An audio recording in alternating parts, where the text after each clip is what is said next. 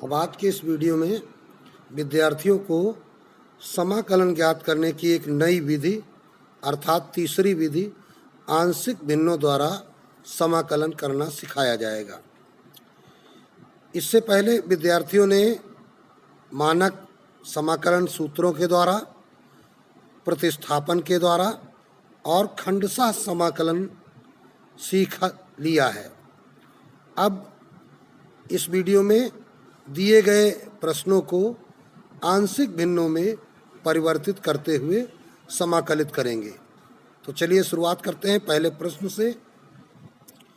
जैसा कि हम जानते हैं कि यदि कोई परिमेय व्यंजक का तात्पर्य अंश और हर यदि रैखिक बहुपद हों तो अंश बटे हर या P/Q के रूप में दिया गया व्यंजक परिमेय व्यंजक कहलाता है।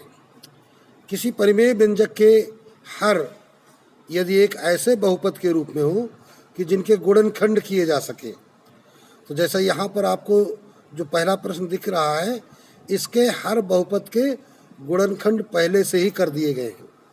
तो इन गुणनखंडों अर्थात इन दोनों खंडों को यदि हम पृथक पृथक परिमेय व्यंजकों में व्यक्त कर दें या परिमेय भिन्नों में इनको हम व्यक्त कर दें, तब इनका जो बंटवारा है वही आंशिक भिन्नों का बंटवारा कहलाता है।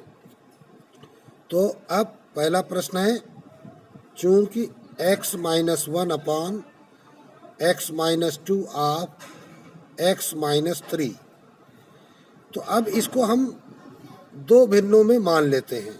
चाहे तो हम यहाँ चूंकि के बजाय लिखें माना कि। अब इसके बराबर क्या करेंगे, अब यहाँ हर में देखिए दो खंड हैं x-2 x-3, तो पहला खंड बटे x-2 प्लस दूसरा खंड बटे x-3, अर्थात इस परिमेय व्यंजक को दो परिमेय व्यंजकों के योग में हम इसको व्यक्त करना चाह रहे हैं।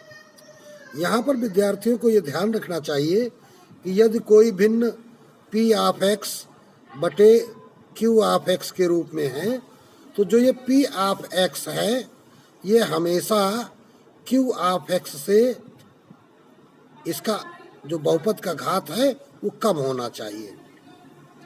देखिए यहाँ हर में जब हम गुणा करेंगे तो बहुपद की घात 2 मिलेगी, x का गुणा x², और अंश में बहुपद की घात 1 है, तो अंश की घात जो है हर की घात से कम होनी चाहिए।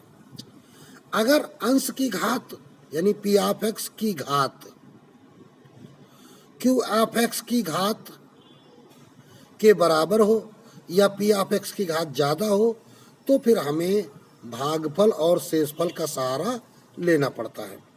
चलिए अभी तो हम यहाँ देख रहे हैं कि इस प्रश्न में अंश की जो घात है वो हर की घात से कम है, तो फिर हम सामान्यतः इसको a अपान पहला खंड प्लस b अपान दूसरे खंड के रूप में इसे मान लेते हैं। अब हम क्या करेंगे, a और b की वैल्यू निकालेंगे। तो इसलिए हम क्या कह सकते हैं, x-1 अपान x-2 x-3 बराबर, अगर यहाँ आप लघुत्तम ले लेते हैं x-2 x-3 का, तो ये x-3 a के साथ हो लिया प्लस b के साथ हो लिया क्या, x-2। अभी ये दोनों हर अगर हम काट दें, क्योंकि दोनों तरफ भाग की अवस्था है, तो हमारे पास क्या आ जाता है, x-1 बराबर a of x-3 plus b of x-2। इसको हम समीकरण नंबर 1 डाल देते हैं। अब हमें a और b की वैल्यू निकालनी है। तो इसका सबसे आसान तरीका यह है कि चूंकि यहाँ पर दो भिन्नें हैं, एक में बटा x-2 और दूसरी में बटा x-3, यदि हम इसका हर 0 बना लें, या इसको ही अगर ध्यान दो कि ये x-3 को अगर हम 0 बना लें, तो a वाला पूरा पद ये जो है 0 हो जाएगा, और जब ये पद 0 हो जाएगा तो b की वैल्यू निकल आएगी।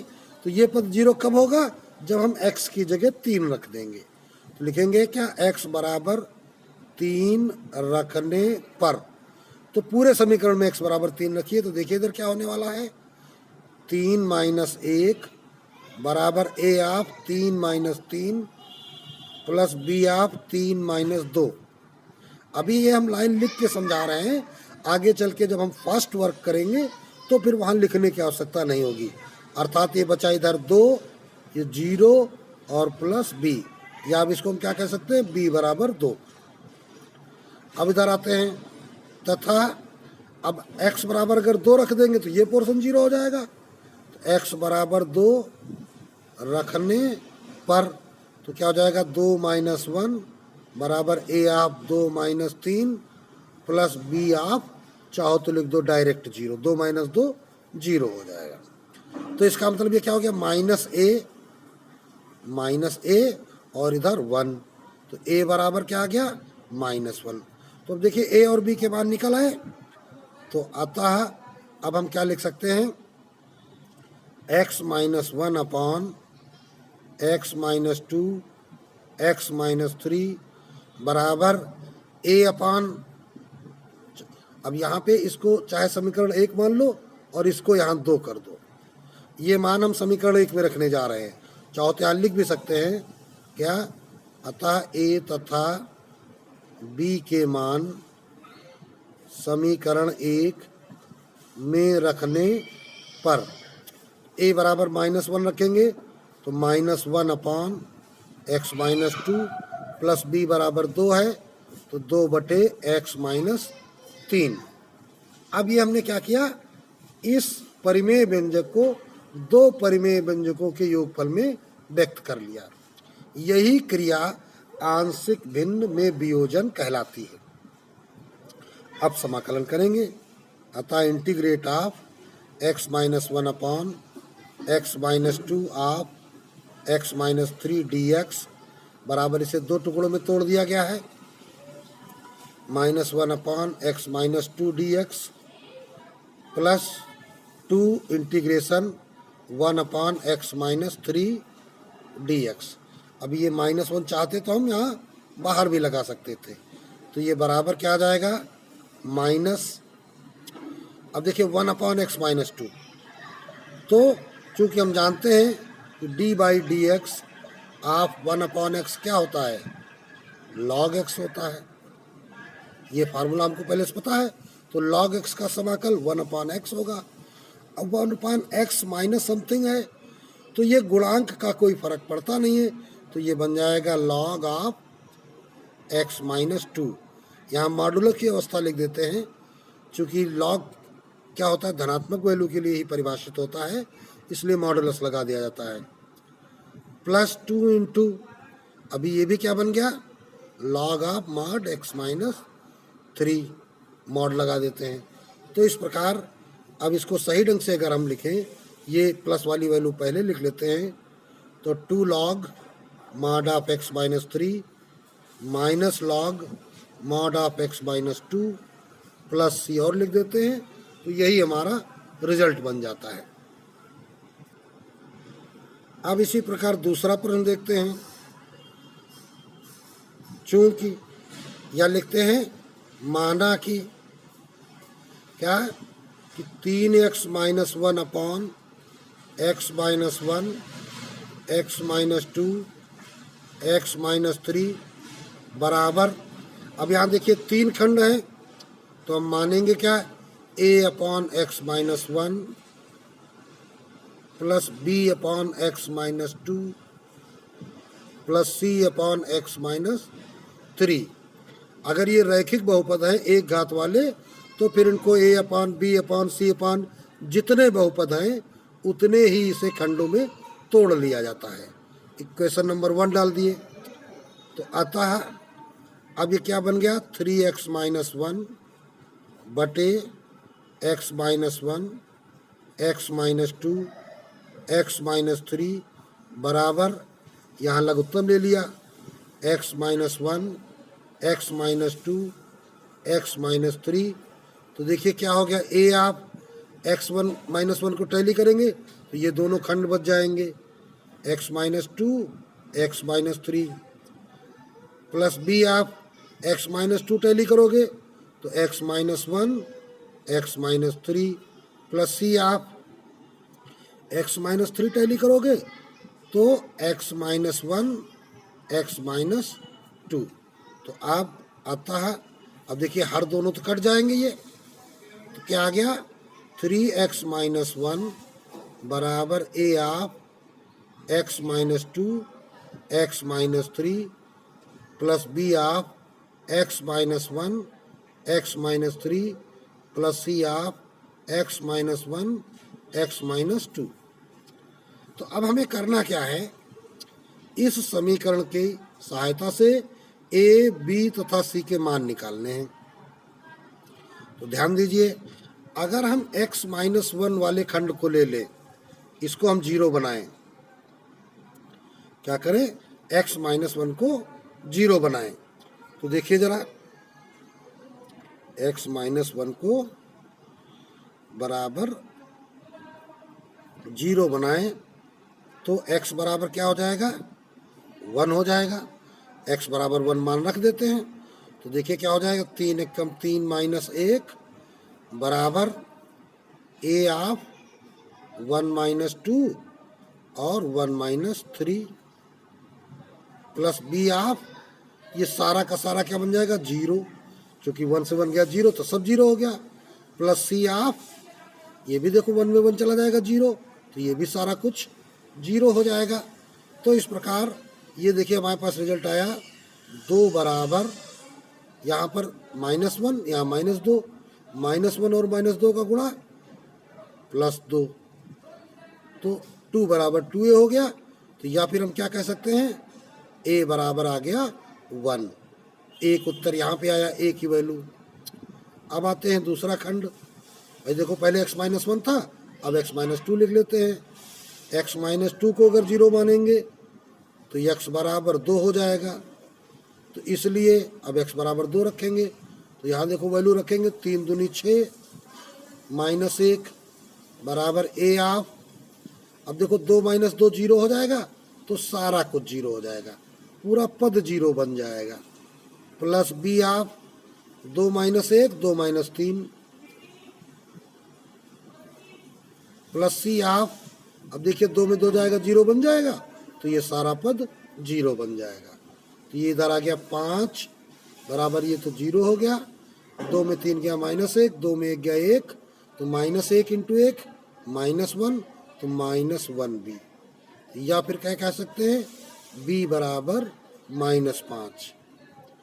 ये एक उत्तर आ गया, a और b देखो निकल आए। इसी प्रकार अब तीसरा खंड ले लेते हैं, x बराबर 3 रखने पर तथा x माइनस 3 बराबर 0, तो x बराबर 3 रखने पर, तो अब देखिए x बराबर 3 रखने से क्या होने वाला है, 3 त्रिको 9 माइनस 1 बराबर ए ऑफ 3 माइनस 2 3 माइनस 3, तो 3 माइनस 3 क्या बन जाएगा, जीरो बन जाएगा, प्लस बी ऑफ, यहाँ पे 3 माइनस 1 और 3 माइनस 3, ये भी देखो जीरो बन जाएगा, प्लस सी ऑफ 3 माइनस 1 3 माइनस 2, तो ये दोनों तो जीरो प्लस जीरो प्लस, यहाँ पे देखो 3 में गया 2, 3 में 2 गया 1, तो 2 एक कम 2 2 सी, या 9 में 1 गया 8, या फिर क्या कह सकते हैं, सी बराबर 2 चौको 8, तो सी बराबर 4 आ गया। तो ए बी तथा सी के मान अब कहाँ रखेंगे, जाके समीकरण 1 में। क्या लिखेंगे, अब ए बी तथा सी के मान समीकरण 1 में रखने पर, तो समीकरण 1 क्या है, ऊपर देखिए, ये देखिए भाई लिखा हुआ है ए अपॉन बी अपॉन सी अपॉन के उसमें, तो अब क्या लिखेंगे,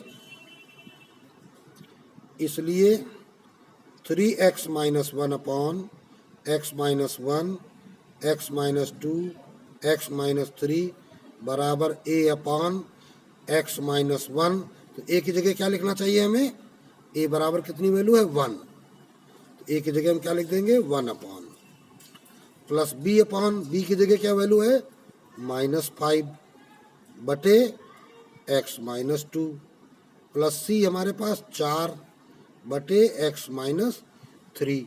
अब इसका समाकल कर देते हैं, तो इसलिए integration of 3x minus 1 upon x minus 1, x minus 2, x minus 3 dx बराबर integration 1 upon x minus 1 dx, plus minus गुणा माइनस 5 ले आओ बाहर, integration 1 upon x minus 2 dx, plus 4 ले आओ बाहर, integration 1 upon x minus 3 dx।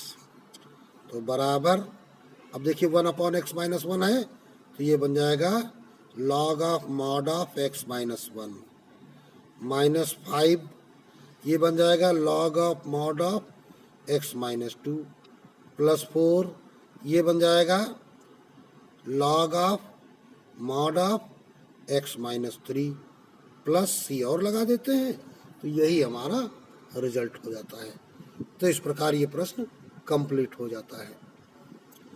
तो इस प्रकार हमने देखा कि पहली वाले प्रश्न में उसको दो हरों में अलग अलग तोड़ा गया था और दूसरे वाले प्रश्नों में उसमें 3 हरों में अलग अलग उसको तोड़ा गया।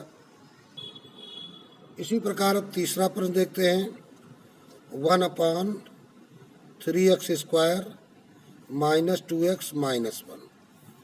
तो देखें यहाँ पर ये बहुपद जो हर बहुपद है वो 2 घात वाला है, इसका मतलब इसके अधिकतम खंडों की संख्या 2 होगी।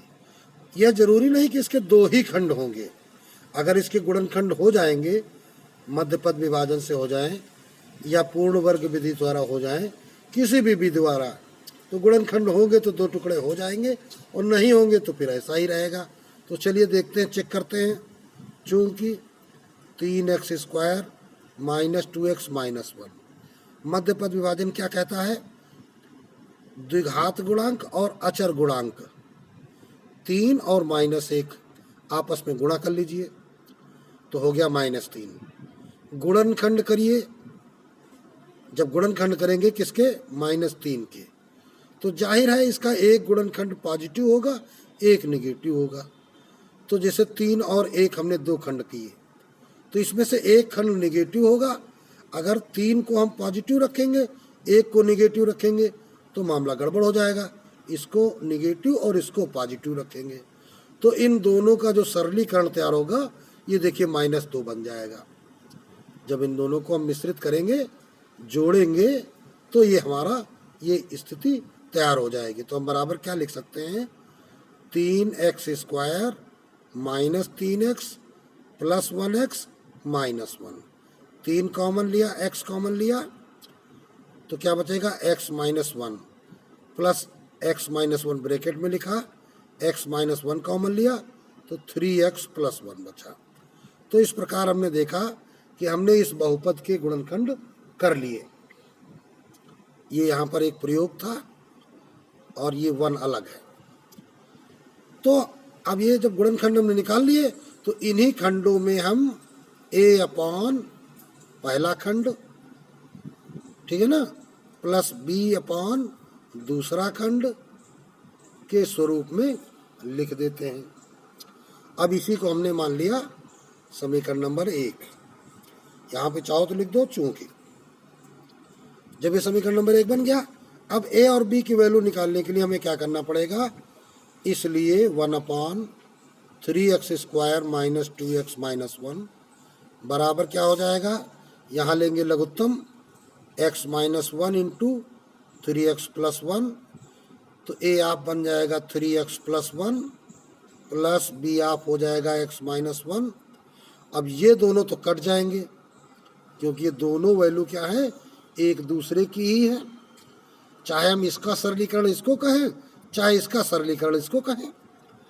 तो इस प्रकार क्या आया, a बराबर a आप 3x प्लस 1 प्लस b आप x माइनस 1, समीकरण 2 बना लिया। ये समीकरण 1 का ही बदला हुआ स्वरूप है। तो देखते हैं, जब x माइनस 1 बराबर 0 लेंगे हम, x माइनस 1 बराबर 0 तो x बराबर हो जाएगा 1। तो यहाँ क्या हो जाएगा, 1 बराबर a आप 1 रखोगे तो 3 कम 3 प्लस 1 प्लस बी ऑफ बन जाएगा 0। तो 3 1 4 ए बराबर 1 आ गया, तो ए बराबर क्या आ गया 1/4 आ गया। तथा दूसरा टुकड़ा 3x + 1 बराबर 0 लोगे तो यहाँ से x की वैल्यू क्या आएगी -1/3, है ना। तो x बराबर -1/3, ये मान समीकरण 2 में रखो, तो 1 बराबर a ऑफ, अब देखिए इसको तो तुमने 0 माना था तो 0 हो गया, प्लस b ऑफ x की जगह -1/3 -1। तो अब जब इसका सरलीकरण करेंगे 3 × 3 माइनस के, तो -4/3, तो -4/3 b बराबर 1, या फिर हम क्या कहेंगे b बराबर 3 ऊपर चला जाएगा 4 नीचे, 3/4 माइनस का चिन्ह बदलने पर, तो अतः ए बी की वैल्यू आ गई। अब ये मान समीकरण 1 से क्या हो जाएगा x माइनस नहीं सॉरी क्या 1/3x² माइनस 2x माइनस 1 बराबर a/x माइनस 1 है। तो a हमारे पास क्या है 1/4, x माइनस 1 है ब्रैकेट में लिख लिया, प्लस b क्या है -3/4। तो b अपन देखिए क्या था 3x + 1, 3x + 1। तो अब इसको ही इंटीग्रेट करना है, इसलिए integration 1/3x² minus 2x minus 1 dx बराबर, यहाँ 1/4 बाहर हो जाएगा, तो 1/x minus 1 dx, plus minus का गुणा माइनस 3/4 बाहर हो जाएगा, इंटीग्रेशन 1/3x + 1 dx। तो अब देखिए बराबर 1/4 log of mod of x minus 1 minus 3/4। अब ये देखिए 1/3x + 1 है, अर्थात ये ax + b के फॉर्म में है।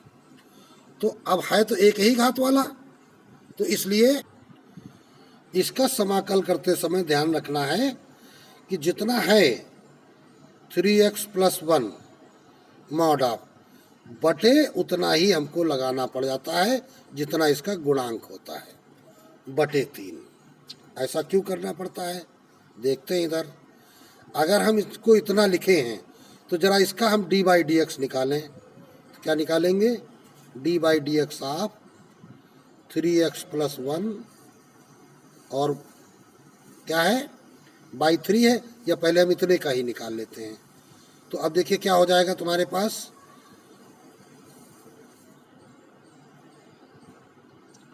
यहाँ log और लिखना चाहिए, इसका हम निकालने जा रहे हैं ना, तो बटे 3 छोड़े दे रहे हैं अभी, d/dx ऑफ log 3x + 1। तो हम जानते हैं d/dx ऑफ log x क्या होता है 1/x, तो 1/3x + 1 बन जाएगा, इंटू d/dx क्या बन जाएगा 3x + 1 बनेगा।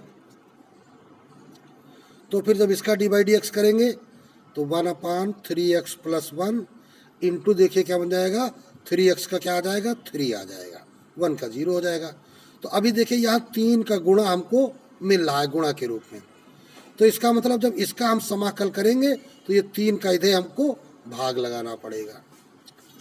तो इस प्रकार यहाँ पर जब ax + b के फॉर्म में हो तो log of ax + b upon a, ये हमने फार्मूला भी पढ़ रखा है।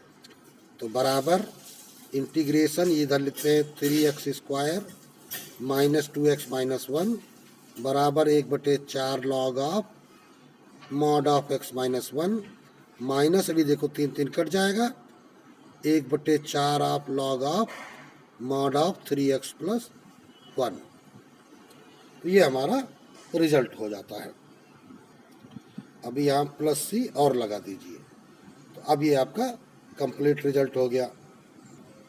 अभी इसको अगर आप सरल करना चाहें और तो ये थोड़ा सा और सरल हो सकता है, 1/4 कॉमन ले लेंगे तो अंदर क्या बच जाएगा log of x minus 1 minus log of 3x plus 1 plus c। इसको मॉड में भी लगा सकते हो, वैसे भी अगर हम ऐसे भी लगाते हैं तो कोई फ़र्क नहीं होता। क्यों? क्योंकि log के लिए हम क्या जानते हैं, धनात्मक वैल्यू के लिए यही परिभाषित होता है। तो 1/4। अब log में माइनस कब होता है? जब भाग की अवस्था होती है। तो log of x minus 1 upon 3x plus 1 plus c। ऐसा करके भी हम इसका उत्तर प्रसारित कर सकते हैं। अगर इतना भी लिखते हैं तो भी इसमें कोई गलती नहीं है। इसी प्रकार देखते हैं क्वेश्चन नंबर 4। तो यहाँ पे लिख लेते हैं, माना कि 2x minus 3 upon x square plus 3x minus 18। अब दो घात वाला है तो इसके गुणनखंड करके देख लेते हैं। X square plus 3x minus 18। तो 18 के गुणनखंड करेंगे, 6 3 18, 6 में से 3 गया 3 बच गया। तो x square plus 6x minus 3x minus 18।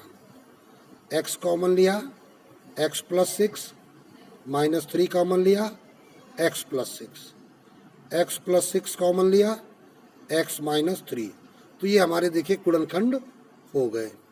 यहाँ पे हम चूंकि लगा के इसके खंड निकाल लिए हैं। तो a अपान पहला खंड x प्लस 6 प्लस b अपान दूसरा खंड x माइनस 3 इक्वेशन नंबर 1 बना दिया। तो अतः अब सरलीकृत अवस्था में इसे हम क्या लिखेंगे, x square plus 3x minus ये 18, 2x माइनस 3 बटा है। इधर जब लघुत्तम लेंगे तो x plus 6 into x minus 3 बन जाएगा और a ऑफ x माइनस 3 होगा plus b of x plus 6 होगा। तो ये हर हम काट सकते हैं। तो हमारे पास 2x माइनस 3 बराबर a of x minus 3 plus b of x plus 6, ये समीकरण 2 बन गया नए स्वरूप में। तो यदि इसको हम 0 रखें, यदि या यूँ मान लो कि इस गुणनखंड का पहला खंड ले लिया जाए x प्लस 6 बराबर 0, तो x बराबर माइनस 6। अतः x बराबर माइनस 6 रखेंगे तो 6 दूनी 12 माइनस के माइनस 3 बराबर a बर of minus 6 minus 3 plus b of x plus 6 को हमने 0 लिया हुआ है। तो माइनस के 15 बराबर 6 3 9 माइनस के 9a। तो अभी देखो 3 का भाग भी चला जा रहा है। तो a बराबर कितना आ जाएगा हमारा, ये 3a बराबर 5 हो जाएगा, 5/3 आ गया। तथा इधर आते हैं, यदि x माइनस 3 दूसरा खंड जो है इसको 0 लिया तो x बराबर 3 हो जाएगा। तो अब देखिए फिर इधर आ जाओ, तो x बराबर 3 रखो तो 2 तिहाई 6 माइनस 3 बराबर a ऑफ 0 हो जाएगा, क्योंकि x माइनस 3 को हमने 0 लिया है, प्लस b ऑफ 3 प्लस 6। तो ये आ गया 9b बराबर 3, 3 का भाग चला जाएगा तो b बराबर 1/3 आ जाएगा। तो a और b की वैल्यू आ गई, यह मान समीकरण 1 में। तो क्या लिखेंगे, अतः समीकरण 1 से हमारे पास एक क्या है, 2x माइनस 3 बटे x square plus 3x minus 18 बराबर a अपॉन x प्लस 6। तो a कितना है, 5/3 of x plus 6 plus b कितना है, 1/3 ऑफ x माइनस 3। तो अब समाकल कर लेते हैं।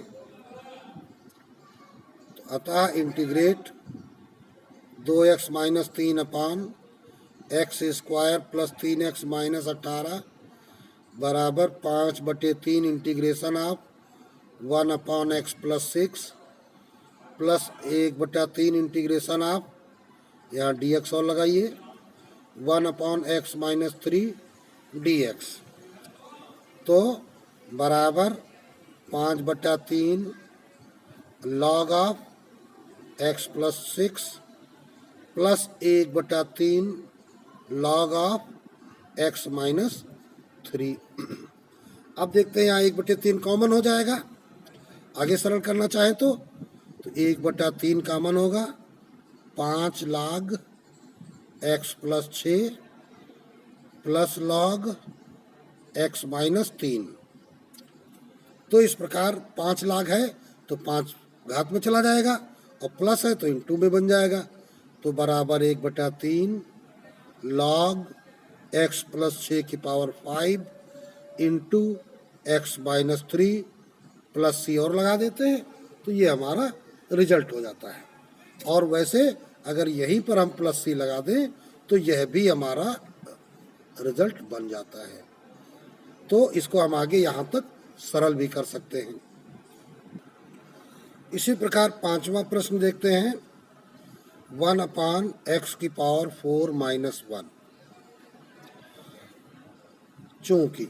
तो अब देखिए इसको पहले हम x पावर 4 माइनस 1 के गुणनखंड करते हैं, तो हम इसको वर्गांतर में चेंज कर सकते हैं, x स्क्वायर का होल स्क्वायर माइनस 1 का होल स्क्वायर। तो ये एक बार बन जाएगा x स्क्वायर प्लस 1, एक बार बन जाएगा x स्क्वायर माइनस 1। अब देखिए ये वाला खंड पुनः वर्गांतर है, तो x square plus 1 x plus 1 x minus 1, 3 खंडों में ये विभक्त हो गया है। अब देखिए ये 4 घात वाला व्यंजक है, इसमें एक द्विघातीय बहुपद भी जुड़ा हुआ है। यह द्विघातीय बहुपद क्या हो रहा है, इसके गुणनखंड नहीं किए जा सकते। तो फिर इसे आप देखिए कैसे करेंगे। इसको हम इधर से शुरुआत करते हैं। सबसे पहले सरल खंड लिया जाता है a/x minus 1 plus b/x plus 1, और जहाँ बटे में 2 घात वाला अगर व्यंजक है तो वहाँ पर, वैसे तो हम यहाँ c लिखते लेकिन यहाँ पर cx प्लस d लिखा जाएगा। ध्यान रखिए जब भी आपको 2 घातीय बहुपद मिले और उसके गुणनखंड किए ना जा सके तो उसको आप अगर a वाले पद पे लिख रहे हैं तो ax प्लस b, दूसरे पद पे लिख रहे हैं तो bx प्लस c, और यहाँ लिखेंगे तो cx प्लस d। इस फॉर्म में अब ये समीकरण नंबर 1 बन गया। तो अतः 1/x पावर 4 माइनस 1 बराबर, इधर हो जाएगा लघुत्तम x minus 1 into x plus 1 into x square plus 1। तो फिर क्या होगा, अब इन सब का गुणनफल, देखिए इन सब का गुणनफल क्या होगा, जिसके गुणनखंड हमने ज्ञात किए हैं। तो अर्थात ये हर तो इसमें कट सकता है। अंश के लिए x माइनस 1 टैली करेंगे तो ये दोनों आ जाएंगे ऊपर, a of x plus 1 x square plus 1 plus b of x plus 1 tally करोगे तो x minus 1 x square plus 1 plus इधर क्या लिखेंगे cx प्लस d इंटू इसका जब मिलान करोगे तो इन दोनों का गुणा, ये क्या हो गया x माइनस 1 एक्स प्लस 1 का गुणा एक्स स्क्वायर माइनस 1 हो जाएगा, या दोनों खंड गुणा में लिख लीजिए। तो अब ये क्या बन जाएगा, इसलिए 1 बराबर a of x plus 1 x square plus 1 plus b of x minus 1 x square plus 1 plus cx plus d of क्या है एक्स स्क्वायर माइनस 1। तो ये दूसरा समीकरण हमारा बन जाता है। अब यहाँ पे हम अलग अलग वैल्यूज रख करके a b c d के मान ज्ञात करेंगे। 4 चर हैं a b c और d। तो अब देखिए क्या करेंगे, यदि पहला खंड x माइनस 1 बराबर 0 ले लिया जाए, x माइनस 1 बराबर 0, तो x बराबर 1 रखने पर अब देखिए 1 बराबर x माइनस 1 को 0 रखा है तो ये तो क्या हो जाएगा a ऑफ 1 प्लस 1 1 का square plus 1 plus B of, ये तो जीरो हो जाएगा तो ये जीरो बन गया, प्लस सी एक्स प्लस डी, तो एक्स की जगह क्या रखोगे 1, तो c into 1 plus D of x square minus 1, तो 1 का स्क्वायर क्या हो जाएगा 1 माइनस 1, तो ये क्या बन जाएगा, ये भी हमारा हिस्सा जीरो बन जाएगा। तो इस प्रकार हमने देखा कि ये हमारी वैल्यू क्या बन जाएगी, 1 बराबर ये 1 प्लस 1 2 और ये 2, 2 दूनी 4a और बाकी सब जीरो, क्योंकि ये जीरो होगा तो सब जीरो हो जाएगा। या इसको हम क्या कर सकते हैं, a बराबर 1/4, ये एक वैल्यू निकल आई। अब आते हैं और दूसरा टुकड़ा उठाएंगे, x प्लस 1 बराबर 0, तो x बराबर -1 रखने पर, तो अब x बराबर -1 रखिए, तो अब देखो x प्लस 1 को 0 माना है तो ये हमारा 0 हो जाएगा, 1 बराबर a ऑफ 0, बाकी वैल्यू रखने की आवश्यकता नहीं, प्लस b ऑफ -1 और दूसरा टुकड़ा क्या है, -1 का square plus 1 plus 1 plus 1 1 plus 1, फिर क्या है plus C x plus D of, तो C x plus D of, अभी -1 का स्क्वायर क्या हो जाएगा 1 -1, तो ये भी देखो 0 हो जाएगा, तो 1 बराबर, तो देखो a ऑफ 0 0 हो गया और ये क्या हुआ -2 और ये 2, तो 2 दूनी 4 -4b प्लस सी एक्स प्लस डी वाला क्या हो जाएगा 0 हो जाएगा। तो इस प्रकार यहाँ पे वैल्यू क्या आ जाएगी, b बराबर -1/4। अब आगे की स्टेप्स विद्यार्थी बड़े ध्यान से सीखेंगे। a और b की वैल्यू तो हमने निकाल ली, क्या किया है x प्लस 1 को एक बार 0 लिया और दोबारा x माइनस 1 को 0 लिया। अब तीसरा खंड यदि हम एक्स स्क्वायर प्लस 1 को 0 लिखते हैं तो एक्स स्क्वायर बराबर -1 हो जाएगा। देखिए जरा समझिए, इधर एक बॉक्स में देखते हैं, यदि आप एक्स स्क्वायर प्लस 1 को 0 लेते हैं तो एक्स स्क्वायर बराबर -1 हो जाएगा, तो x बराबर रूट ऑफ -1 हो जाएगा। तो ये तो एक इमेजिनरी या काल्पनिक संख्या बन जाती है।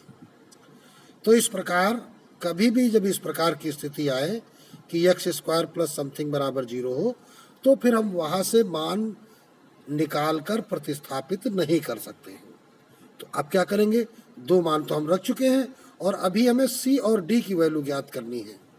तो इसके लिए फिर करना क्या होता है, यहाँ बाएं पक्ष को देखिए, यहाँ 1 लिखा हुआ है और दाहिनी पक्ष में अगर हम प्रत्येक पद को ध्यान दें तो ये एक्स ऑफ एक्स स्क्वायर, ये एक्स में है, ये एक्स स्क्वायर यानी 2 घात और 3 घात, एक घात ये मिला करके ये 3 घात वाला बहुपद तैयार होगा।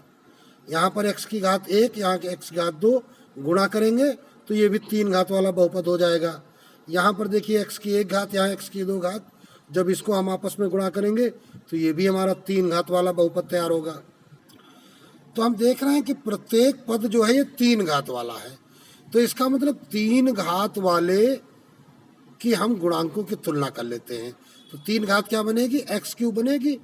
तो क्या लिखेंगे, अतः अब समीकरण 2 के दोनों पक्षों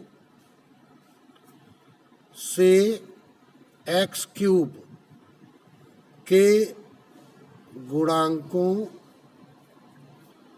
की तुलना करने पर, अब ये कार्य बहुत ध्यान से विद्यार्थियों को सीखना है। x³ वाले गुणांक चाहिए हमको। देखो x और एक्स स्क्वायर का गुणा जब आपस में होगा तो x³ बन जाएगा, उसके साथ जब ब्रैकेट्स खुलेंगे तो a भी आ जाएगा, तो ये क्या बन जाएगा, ax³ हो जाएगा। क्या बन जाएगा, ax³। अब दूसरे पद में आते हैं, x प्लस में है, ये भी x प्लस में है, तो ये x³ और b से गुणा होगा तो ये बन गया bx³। अब यहाँ पे देखिए cx का गुणा जब एक्स स्क्वायर में होगा तो cx³ हो जाएगा, और बराबर के इस तरफ देखिए x³ वाला कोई पद ही नहीं है, तो जब एक्स क्यूब वाला पद नहीं है तो यहाँ पे 0 लिख दिया जाएगा, या इसको 0x क्यूब हम लिख सकते हैं। अब देखिए एक्स क्यूब का अगर हम भाग लगा दें तो रिजल्ट आ जाएगा a प्लस बी प्लस सी बराबर 0 आ जाएगा। a की वैल्यू 1/4, b की वैल्यू -1/4। अगर हम रख दें 1/4 -1/4 प्लस c बराबर 0, तो हम देखते हैं ये दोनों कट गया, c बराबर 0। ये एक वैल्यू हमको प्राप्त हो गई। इधर हमको एक ये वैल्यू प्राप्त हो चुकी है, तो a, b और c प्राप्त हो चुका है। अब क्या लिखेंगे, इसी प्रकार समीकरण 2 से, तो देखिए x के 3 घात वाले पदों की तुलना की गई, आसान है, बड़ी जल्दी हमने छांट लिए। अब अगर हम कहें एक्स स्क्वायर वाले पद छांटें तो देखिए यहाँ ax² बनेगा, लेकिन एक्स स्क्वायर 2 प्रकार से बन सकता है। यहाँ पे ऐसे बनेगा और यहाँ पर देखिए यहाँ पे ये dx² बन सकता है। तो हम 2 घात वाला 1 घात वाली तुलना बहुत ही कम करते हैं या यदा कदा करते हैं, बल्कि हमको सबसे बड़ी घात की तुलना करनी चाहिए और बिना घात वाली। तो बिना घात माने x की घात 0, या यूँ कहे अचर पदों की तुलना करने पर। तो देखिए अचर पद यहाँ 1 है और यहाँ +1 का गुणा +1 a हो जाएगा, -1 का गुणा -1 b हो जाएगा। यहाँ d अचर स्वरूप में है तो d इंटू -1 -d हो जाएगा। तो इस प्रकार हम लिखेंगे क्या है यहाँ पर, अचर पदों की तुलना करने पर। तो जब आप अचर पदों की तुलना करेंगे तो देखिए बाएं पक्ष में अचर पद क्या है, 1 बराबर 1 एकम 1 a, फिर -1 +1 का गुणा -b, तो a - b, और इधर cx का करोगे तो cx आ जाएगा। हमको अचर चाहिए d into -1 -d, a -b -d बराबर 1 आ गया। तो ये क्या आ गया, 1 बराबर a -b -d। या फिर वैल्यू रखेंगे तो 1 बराबर a की वैल्यू 1/4 -b की वैल्यू -1/4 -d। तो ये देखिए माइनस माइनस प्लस हो गया, तो ये क्या हो जाएंगे 2/4। तो या फिर क्या हो जाएगा, -d को हम इधर ले आए अपने बाएं पक्ष में तो d बन गया, इधर हो गया 2/4 -1 उधर चला जाएगा। तो इस प्रकार हमने देखा क्या, 4 एकम 4, 2 में 4 चला गया -2, तो d बराबर आ गया -2/4, तो बराबर हो गया -1/2। तो ये d की वैल्यू निकल आई। तो अब a, b, c तथा d के मान समीकरण 1 में रखने पर, तो हमारा 1/x⁴ -1 बराबर a/x-1 था। तो a की वैल्यू क्या आई है, 1/4 ऑफ x-1, प्लस b की value -1/4 of x+1 plus cx+d। तो c की वैल्यू देखिए आई हमारी 0 इंटू x प्लस d हमारे पास आया -1/2 बटे, और वैल्यू क्या आई थी x² + 1। तो ये हमने समीकरण 1 में मान सारे चारों रख दिए। तो अब क्या करेंगे, अतः इंटीग्रेशन करते हैं 1/x⁴ -1 dx बराबर, तो 1/4 integration 1/x-1 minus 1/4 integration 1/x+1 plus, अब देखो प्लस और माइनस का गुणा क्या हो जाएगा, ये माइनस ये तो 0 हो जाएगा। तो अब हमको पुनः यहाँ क्या लिखना पड़ेगा, माइनस इंटीग्रेशन, अभी 1/2 बाहर हो जाएगा, 1/2 ये हमने बाहर लिखा, इंटीग्रेशन 1/x² + 1। सम में dx भी लगाना होता है। अभी dx हमारा छूट गया है तो dx लगा दिया। तो इस प्रकार बराबर